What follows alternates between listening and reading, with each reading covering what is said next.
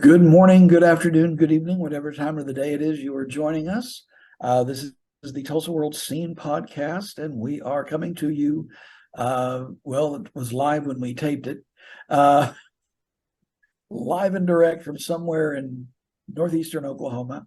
I'm here with my colleague Jimmie Tramel. We're both writers with the Tulsa World Scene section, talking about whatever is coming up in the world of arts and entertainment. Um, as we are taping this, it's a few days after Thanksgiving, which means everything is beginning to look a lot like Christmas.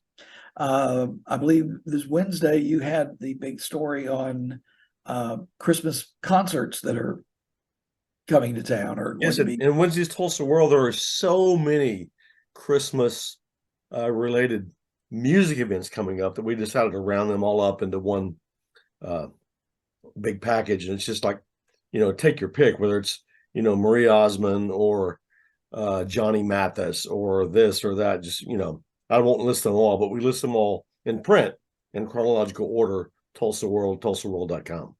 Okay, well, yeah, it is, and it is kind of a from what I looked over there, it is kind of a throwbacky kind of thing. I mean, Mannheim Steamroller is back in town.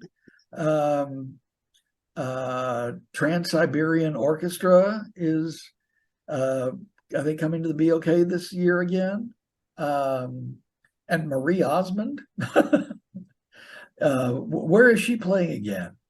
Skyline Event Center, which is the venue, the concert venue of the Osage Casino. Okay, all right. And then Johnny Mathis and I'm to be honest with you, when I saw that, I thought, this is terrible to say, is he still alive? But I guess he is. He is getting up there. I talked to him last year, and his alias or reputation is he calls himself. Other people call him the voice of Christmas. Because he's had, I think he has like 6 Christmas albums. Uh, in your mind, what was the golden age, the golden era of Christmas songs? Boy. Oh man. Well, I think most of the ones that we hear now probably come from like the 50s and the 60s. Maybe a little further back than that, but things like I think Mel Torme's, the Christmas song was in the. I haven't looked at it in a long time, but I think that was mid 20th Well, century. So let's say you turn on a Christmas station. What's the cutoff point? Like you hear nothing after this year.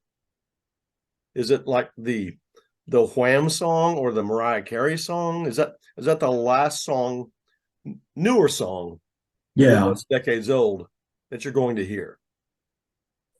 probably. I mean, you might get, and this was about the same time as, or maybe a little bit earlier than Mariah Carey, but you might get the Pretenders' 2,000 Miles, which is kind of only a tangential kind of a Christmas song. But yeah, you don't. I know a lot of people, keep writing Christmas songs, but they end up usually when they record stuff, they're usually going back to the classic stuff. Yeah, and it's interesting you bring that up because in Sunday's Tulsa World, I have a story about Tulsa-based music artist J.D. McPherson, who in 2018 wrote an album of original Christmas songs. And I shouldn't be as jaundiced as this, but when I hear somebody's writing original Christmas songs, I think, oh my, like that's never going to go over like the ones we already have. But man, if you listen to this album, which is called Socks, title is Socks, like Chris, like you'd wear on your feet. And Uh, like you don't want to get for Christmas, right? yes, he he did a great job with this album. It doesn't feel like it was cut in 2018.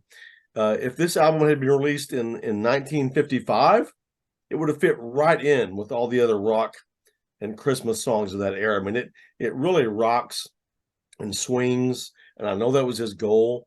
And and the reason we're writing about him and his album from 5 years ago is he does an annual Christmas tour, and he's coming to Kane's Ballroom very soon. You can go to canesballroom.com to see the date or see Sunday's Tulsa World. Okay. All right. Well, also in this Sunday, speaking of at the other end of the holiday spectrum, Tulsa Ballet is getting ready for its annual production of the Nutcracker, and we're talking with the staff of the ballet school called the Tulsa Ballet Center for Dance Education, who will be wrangling three casts of 150 or so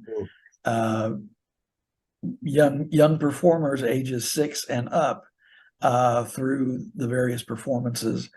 And the Tulsa PAC has undergone and is undergoing certain renovations that has made their jobs a little more challenging because they don't have access to a room on the same level as the Chapman Music Hall where the ballet is presented, where they could get all the little kids togged up and in their costumes and run them in to the stage and then run them back off. They're going to have to be going up and down staircases, and it's a little. It sounds hair raising. If you've ever been backstage at the Tulsa PAC, you know that its staircases are a little tricky. So we'll be talking about that this Sunday in the Tulsa World. Let me really put you on the spot here. Oh, here we go. You're going to have to rank 1 through 4 these animated Christmas classics on television. Let's go Rudolph, Charlie Brown Christmas, How the Grinch Stole Christmas, and Frosty the Snowman. Give me 1 through 4, your ranking. Oh, that's very easy. Okay. 4, Frosty the Snowman. Okay. Because I can't remember the name of the comedian who voiced the character of Frosty, but he always struck me as annoying, even as a youngster. Even as a snowman. Even as a snowman. Third would be Rudolph the Red-Nosed Reindeer. Okay. And Grinch would be second, and Charlie Brown Christmas would be 1. Okay. Simply because of,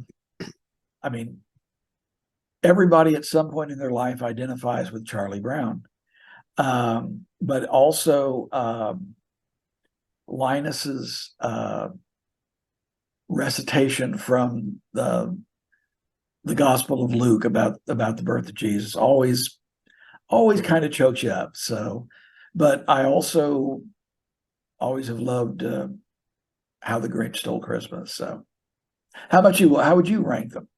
I would also put Frosty 4th, just because it seems to be a level below the other 3.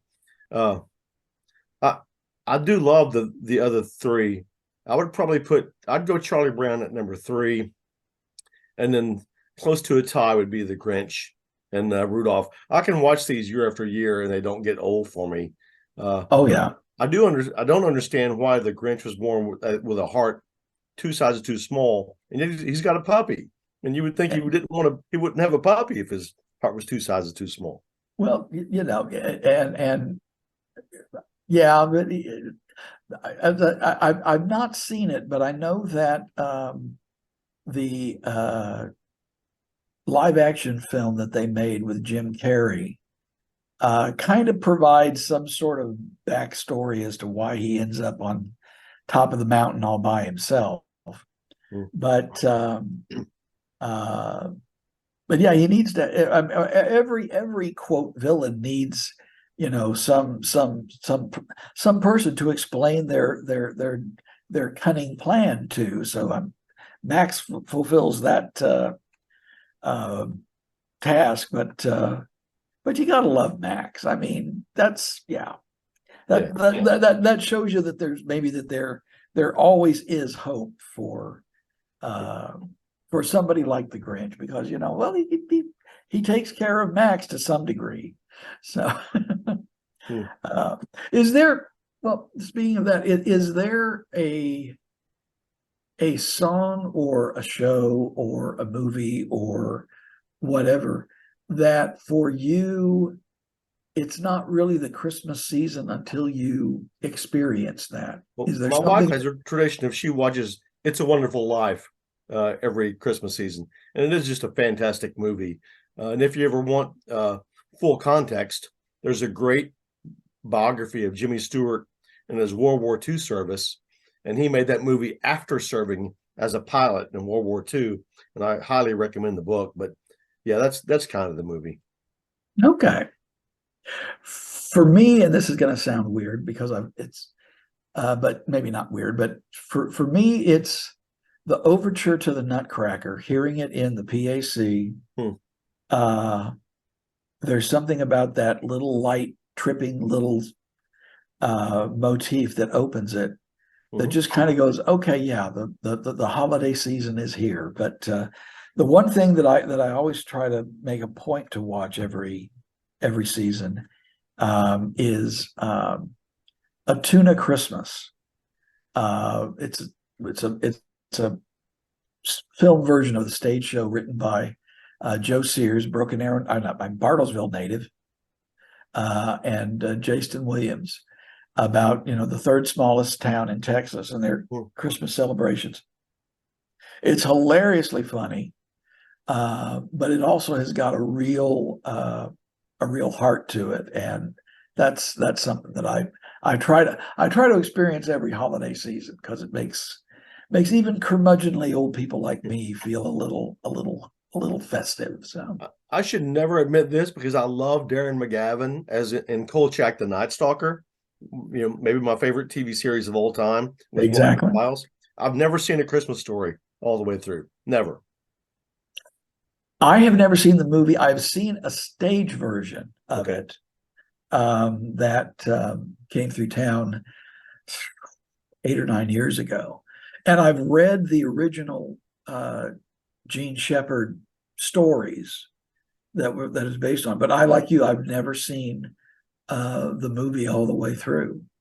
So yeah, maybe that's something. Maybe that's something new to us, because isn't there some cable station that plays it 24 hours during December or something like that? I think so. Yeah. So we'll have to check that out. Well, these and other things you can check out at the Tulsa World, either available at fine newsstands everywhere or at tulsaworld.com. That should do it for this week, and we will be back next week with another hopefully scintillating conversation of what's going on in the world today. So on behalf of my colleague, Jimmie Tramel, we wish you a pleasant good day. Behave.